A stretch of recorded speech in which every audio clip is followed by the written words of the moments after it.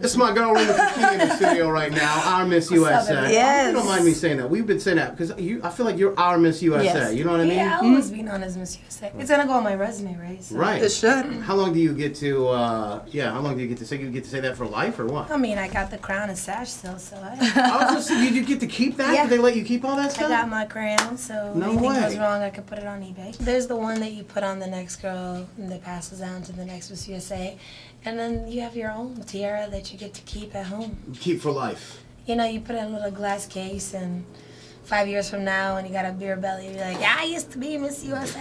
Remember the day. But this is, I understand, this is the first interview you've done. First interview, I flew here from Vegas. Oh, yeah. Now, I understand, you know, obviously you want to come home and you wanted to keep your word. To me, that's amazing. That's what I told you guys when I was here for homecoming in July, and here I am again. Do you think people were hating because of who you are, or what do you think that is? I think so. I think they definitely were. I mean, I was being, thrown under the bus for a lot of other things, you know, especially the fact that people didn't understand they're being prejudiced. Right. Just because I was Arab or Muslim. I was asked questions in interviews, whether it was a sports channel or whatever it was, they'll be like, so if you go to the Middle East, do they, like, stone you to death? What?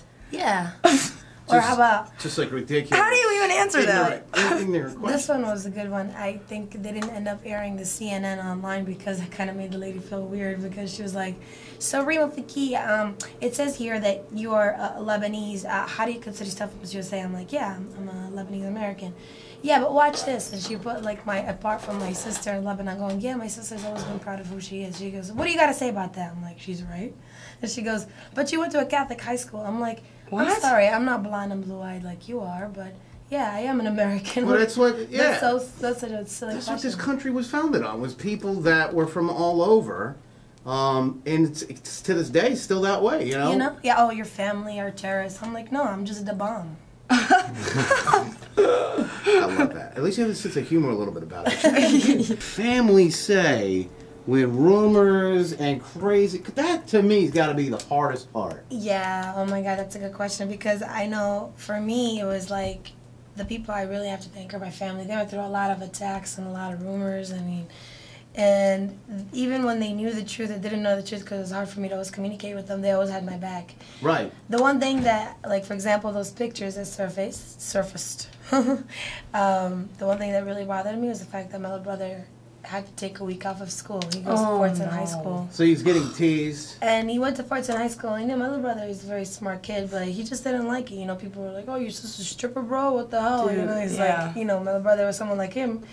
He uses his fist sometimes if he's disrespecting your sister. So he just, he ended up taking time off of school. And then, you know, my parents, I mean, they just didn't tell me everything they had heard. But it's good to have them as parents. I mean, they're a crazy family. I can't imagine what kind of stuff you have to go through because a lot of this, you know, as we talked last week, a lot of this is hype, manufactured to sort of bring ratings. It's manufactured to sort of like put a spotlight. You just said, you told me off the air, this particular Miss USA is the most watched. I mean, I had crazy ratings through the roof, shown on countries throughout the world that have never before seen this.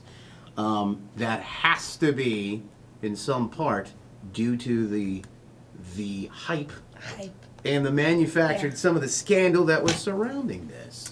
Yeah, definitely. I mean, for some reason, there was a rumor in the Middle East that I had lost my crown. Really? So everybody, I think, were either watching because, you know, they're supporting or just watching on, oh, yep, she still has it. Yep, she passed it on.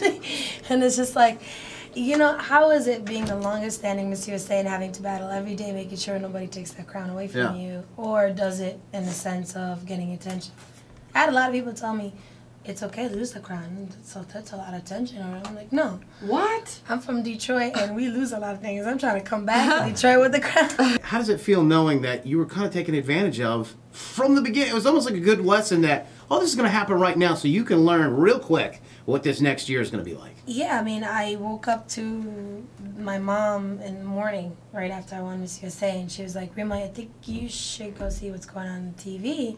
And my mom knew what was going on because my mom was supposed to go with me to this event.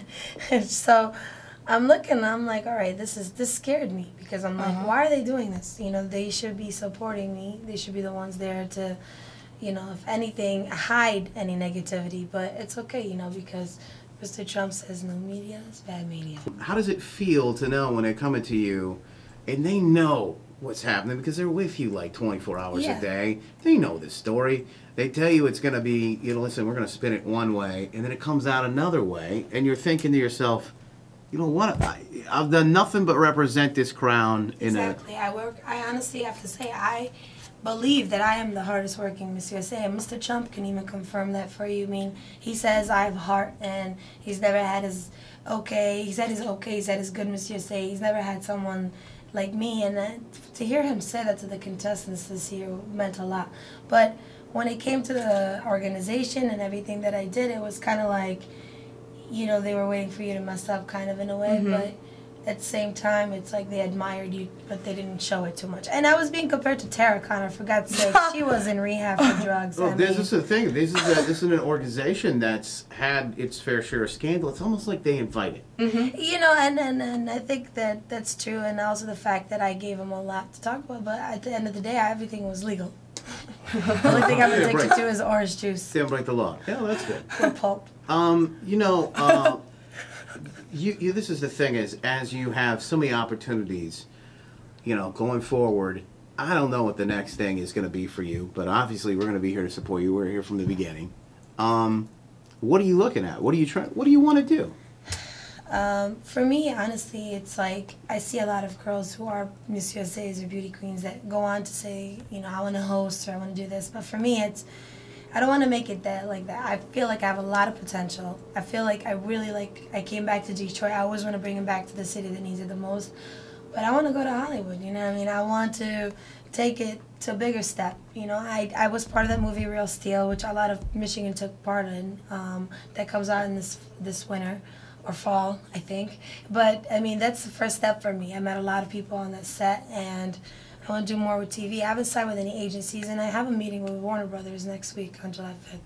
I let everything go, and I admire, you don't bite the hand that feeds you, and I admire everything that my organization did for me, but there were a lot of things that kind of went out of hand sometimes, and I felt unappreciated, and it's because, you know what?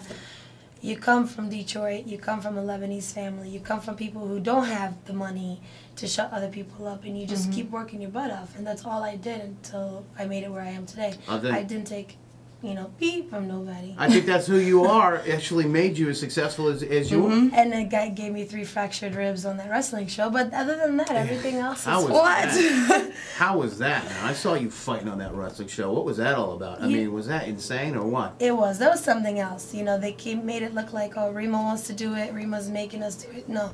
They came to me. They're like, listen, Vince McMahon is calling Mr. Trump. We got them. They're really interested in you. It's just a wrestling show. It's like a fitness show.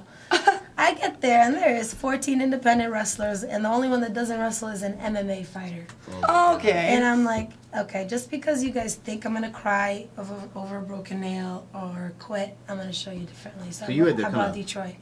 I was going to say, you had to kind of step up and show again. Man, I'm so glad you're from here. Every time they body slam me, I mean, they didn't show that they'll give me more than the other girls. They'd look at me to see if I'm going to get up or not. And I just, that thought of them wanting me to quit made me just get back up.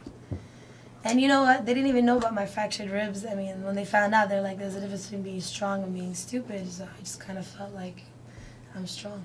I don't complain. It means a lot to me to have their support, and I'm proud to be back in Detroit for this interview. I Miss USA, Rima Fakih. You got to keep in touch. Was there a man in your life? You said something about your boyfriend earlier off there. Who are we talking about? That's going to be what I'm going to do right now, just so I can catch up on sleep and rest. I'm going to St. Louis this afternoon. He plays for the Toronto Blue Jays. Okay. Actually, they're here Monday playing the Tigers. Oh, so you coming back? Oh, we got a room for. Yeah. That's the big Oh my God, I forgot about that. Dude, hey, how twisted are you gonna be? Are you gonna be rooting for your man? Or are you gonna be rooting for the Tigers? What are you gonna do? Which hat are you gonna be wearing? That's tough, isn't it? Do I sleep on the couch? Tigers need it right now. Tigers. I mean, he can't hear you right now, so you're That's saying. right. He's not gonna hear this. You don't know Ricky. He's probably listening in the locker room before he throws Ricky. a bullpen. He probably so goes out. Ricky, what position does he play? He's the lead pitcher, starting pitcher for the Blue Jays. All right, what's Ricky's last name? Romero. Oh, do people know about this, or are you? And you should see the reactions when Okay. Dearborn found out Rima's name. What are they saying? What do they say about that? Mexicano. You know what? I don't know. I have this weird way of tuning out sometimes. You know what I mean? like I don't know. They probably not approve, Arabic girl, but we'll see. We'll see where things go. And you, how long have you two been together, you and Ricky?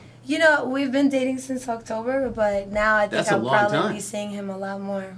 Really? So It took a while because I'm like, what? Pitcher, athlete? Nah. Is it getting kind of serious? Playing. I didn't know I was on You the know? Oprah show. Is that tough? I mean, is that tough to be away from each other? It is Do your tough. thing I and mean, do his thing? Yeah. It's tough because his schedule's crazy, mine is crazy, and then when people found out we were dating, because of the opening day game at Bluth in the Toronto, that was interesting. I mean, I think we're getting closer and closer, and I think now that I get to see him more, this weekend I'm going to see him from Wednesday to Sunday. That is the most I've ever seen him. Are you serious? Yeah. Aww. So what if I found out, like, he has these weird tantrums or something? I'll find out this weekend. We'll find out all about it. It's tough, I mean, I hang out with a lot of different celebrities, and like my first night, there was Chris Angels was at the party, and What's your man think about that? they took pictures and they put, Rima and Chris Angels have been secretly talking, and he's calling me at 3:30. I'm like, what are you doing? I'm like, you get Google Alert emails or something? I guess he does. Like, yeah, keep tabs But on you. that's not true, but that's what happens when you're. Is Chris Angel? Is he a tool? He's not a tool, but he's Different. Is he always just trying to get you to watch him do his magic? You know what? No. But that reminds me of a pickup line. Hey, honey, why don't you come back to my place, play magic, and you disappear in the morning? Oh. No, he didn't say that. Damn it, that always worked on me. What is your main charity? The main charity is the Pink Fund. They're here in Michigan, and hopefully we're going to do more national work. It's for women and anyone with cancer that needs help paying their bills. And we know in Detroit we have that. My mom's been through that. She's had breast cancer. She's had ovarian cancer. Been through it like 3 or 4 times. To me, breast and ovarian cancer. it is it's a crazy thing when people go through that, and to know that there is a charity, because there's, especially in times like this. Yeah. You get sick. You can't go to work. You need some help paying your bills. You need some help with that. They don't understand that these women have to go through chemo and they can't pay. Yeah. Sometimes single moms. And the other thing is being Arab and even Russell Simmons has hit me up recently, and they feel that I can be, and Homeland Security as well, I've met with them, that I could be a bridge between the Middle East and international countries in America, just to make them understand what this country is really all about, so we can stop the hatred and all the crimes. So, man, it's amazing to know that you can have that sort of an impact. Imagine that, yeah. On people. I mean, I went to the Middle East and they would touch me on my shoulder and go, "Congratulations to us! They actually love us out there." And it's like, wow. Yeah. So that's amazing. something. And I have to share one exclusive story with you guys before I leave, and then you guys will go to commercials. So, the same girl that helped a person release those pictures, who is an ex-friend as well. When I won Miss Michigan and my friend was like, you should go get RimaFakih.com. I went on GoDaddy. She was the one who just purchased it. No. On GoDaddy. I drove to her house because she wouldn't answer my calls and make sure she transferred RimaFakih.com to my name. And that was a month after I'd won Miss Michigan. Isn't that crazy? They were after me from the beginning. When those pictures came out, was this like a friend of yours that went with you, or? Yeah, a friend of mine that went with me, and some of those pictures were shot with my own camera, like the one with the money here, and come on, that was my gas money right after. So it's okay because there's something called karma, and that might be a champagne my commercial might do soon, but. It's not my fault that you're overweight and divorced now. Shoot! Oh! Keep it classy. Unemployed. Keep it classy. And I have an idea. I know you're throwing parties with Mayweather and Lil Jon and party with. Go ahead. I want to hear this. I want you to come party with us. Hell yeah. Yes. In Dearborn. Yes. And all the money go to the Pink Fund. Oh my God. Do it. You down? Thank you. Do it. My homecoming party when I came back to Michigan was dedicated to the Pink Fund. Yeah. And I want to do it again. Now, Because this time I want everybody to see. We're going to bring Big Sean and Lil Jon. And bring Lil Jon and let's see how he can do those shots. Sean Combs. What? I want to see. This is what I want everybody to see. How Rima Fakih, The Pink Party. how the real Rima parties. You know what I'm saying? 90.7 style. The Pink Party. That's right. Oh, Rima, thank you so much for making the switch. Thank you for coming in and being with us, and I wish you nothing but the best in the future. Thank you, guys. I love you. I'll be back. Thank you so much. This is where I sat last time. Yep.